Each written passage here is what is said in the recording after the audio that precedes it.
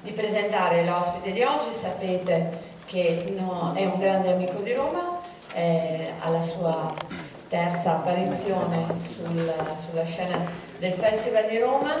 Quest'anno abbiamo deciso di assegnare l'Acting Award, il Marco Aurelio d'Oro all'attore, al miglior attore, all'attore diciamo in generale, a un grande amico di Roma, lo ripeto, che è Richard Gere.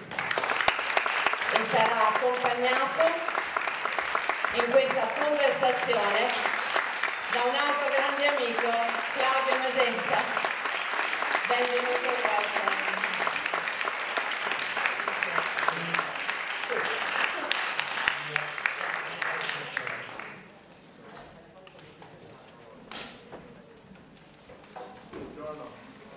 Buongiorno.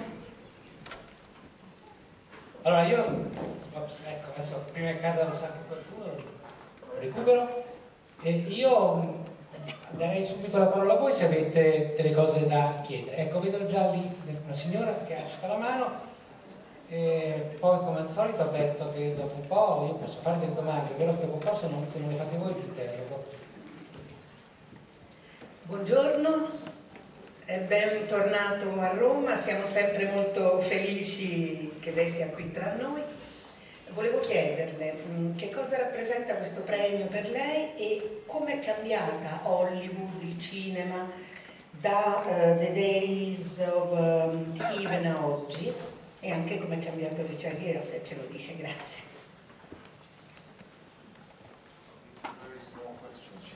Yes. It's the only question that we when the time is over, I'll tell you. What was the first part of that? Oh, what does the award mean to me? Yes. You know, first of all, look, I love Italy. I love Rome. One of the first major, I think the first international award I ever received as an actor was the David di Donatella. For Days of Heaven, and I think that's always meant something to me, that Italy was the first kind of recognition I had internationally. So I mean, to be at the Rome Film Festival, which I've been at several times now, and to receive a kind of award, I don't know how to take this, it's like a career achievement award. No, it's not. You have to explain. It's just an acting award. So don't worry, it doesn't mean that it's over. Yeah, no, it doesn't at all. Because I always think that some of these awards are like dinosaur awards. So they figure when you're the end of your career or you're going to die the next day, they give you an award. No, this is just a good luck award. Good, I take it as that. And then good luck and an encouragement award. But no, as I said, look, I love this country, I love Italians, so to get an award like this means a lot to me. Now the other part of that was about something about Hollywood. And yes, Hollywood changed a lot since the time of... Yeah. We've talked about this a lot, Claudio and I. I was making movies really in the modern golden era of films. You know, I think the 30s and the 40s was a golden era of making movies. And I think the 60s and 70s and 80s were really also kind of a golden era. The studios were taking a lot of chances with films. You could make films fairly cheaply. I think all of us felt like we had machetes and we're cutting our way through the jungle. We were inventing ourselves and inventing the kind of films that we wanted to see and wanted to make. And obviously it's changed a lot now. Economically it's changed. You see a lot more franchise movies and blockbusters, and the small film is not an easy film to make these days, to find financing for or to kind of get up the energy for it. So, you know, in a way I feel a little sad for actors and filmmakers who are beginning today that have to fit into a mold that might not necessarily encourage creativity. Chi è il prossimo?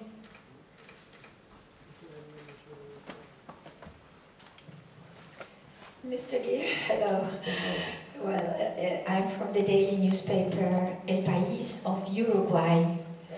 Yes, first of all I want to say we are really proud that she likes so much our country. In the name of all the 3 million people in Uruguay. Well, It's a great country. Yes, well, I know it's small, but it's great. It's a small country, but I know it from a long time ago because one of my very first girlfriends was Brazilian, and she had an estancia with her father on the border of Brazil and Uruguay. Oh, really? So we were going across the border a lot. And you like the countryside very much, I know, yes. It's beautiful. It's beautiful. Well, we are proud. And also the people, really kind of special, very open, very relaxed, very yes, heartfelt. hospitality is very important. Yeah. Well, I hope you come back very soon.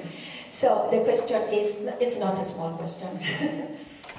In what way or what were the changes that Zen philosophy of religion made in you, and how long it took to achieve this process of change, if it was a change, or what was the result or the impact on your life, and why? Well, it's not a small question, I know, sorry. Okay, I'll try to keep that as short as possible. Yes, thank you. But I think, look, I think everyone has a certain unease about the reality structure we live in, about the universe as it's portrayed. And I felt that as a young man. To make sense of it, I did a lot of exploring. And Buddhism was what touched me on many, many different levels. But I think one of the most important was it was encouraging a kind of skepticism about the way we normally view reality, ourselves, and each other. And that the surface of things, which is based on the sensual input of what we see and we hear, we smell, taste, touch, and think, sometimes tells us a wrong story. In fact, almost always tells us the wrong story. So through certain practices, you can start to develop a relationship with a deeper sense of reality, which is closer to the truth and closer to the way science sees the universe. One that's based much more on a sense of generosity and love and commonality and how we're all in this together, basically. So within the process of that, I can't say that I've achieved anything, but I have enormous confidence in a certain path that breaks down the lies of what the universe is supposed to be and starts to encourage the way it actually is.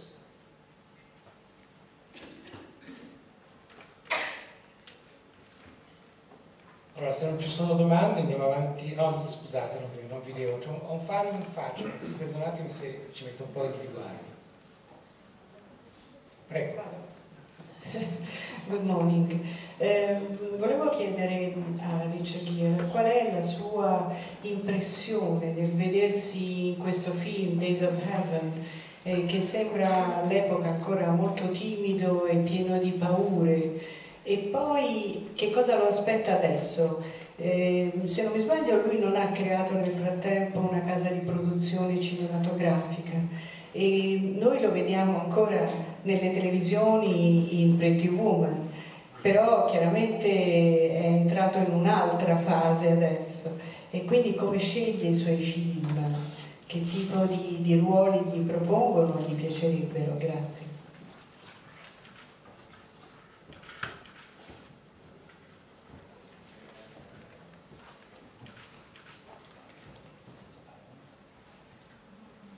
You know, it was so long ago I barely remember. And I don't, I mean, it was literally, I think I was 26 when we started making that movie. So that's what is that, 36 years ago. I haven't seen it since then. So actually I'm kind of excited, my wife and I, to see it tonight in what I'm told is a beautiful print. That's what I told you. Yeah. The rumor is this is a really perfect print. Look, you have to understand that I just see acting as a job. It's a really good job, but I don't have any outsized expectations of this job of acting or making movies. Life to me is very important. That I take very, very seriously. And although I do like this job, it's, I don't personalize it too much. I give the best of myself to it, but it's not, I have a sense of humility about it. It's not a big deal. And I think that has probably developed more and more as I've gotten older. Something about, you're asking about production companies and stuff like that. I mean, I had a production company for some time, and frankly, it was kind of a waste of energy. And I do so many other things that I far prefer to do, and are fulfilling to me, that it just wasn't that interesting. Although I've produced quite a few films, and films that I like. About the future, you know, I've never planned the future like that. There are times that I've developed screenplays or thought I wanted to do something and put a lot of energy into it, but it very rarely came to fruition. For the most part, I'm just kind of amazed when something comes my way and I read it and I'm intrigued by it. I'm touched by it in some way. It presents a question, and the question presupposes a voyage of discovery. And that's what interests me. And I don't know where that goes, many different directions. I'm amazed at this point in my career that still scripts come to me and I think, oh, well, I haven't done that before. Oh, I would like to explore that. So I see this more on a personal basis of a voyage of a lifetime rather than a career, which frankly I'm not that interested in. C'è sì una domanda?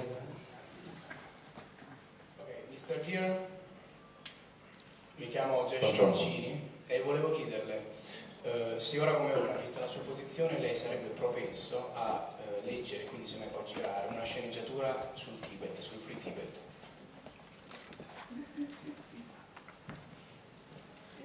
Yeah, I've read many scripts, obviously, on Tibet, and usually they're very bad. And something that I care so deeply about, I think I'm even more critical about the screenplay or about the possibilities of making a movie, because I don't want to make a junk movie about Tibet. It's too important.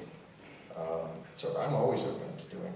Usually, you know, I end up doing quite a few documentaries and helping them out, doing voiceovers, and I think there's a truthful quality about documentaries in particular, that and timeless quality that is important. This time for Tibet right now is very, very delicate. The Communist Party in China has been particularly difficult on the Tibetans, and therefore you see these self-immolations now.